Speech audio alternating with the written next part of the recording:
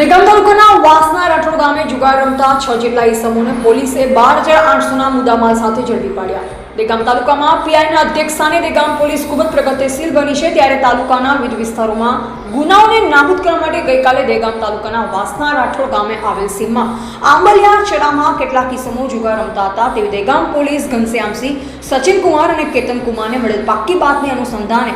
PI VN દેસાઈના અધ્યક્ષસ્થાને પહોંચી હતા જુગાર રમતા વાસના રાઠોડ અને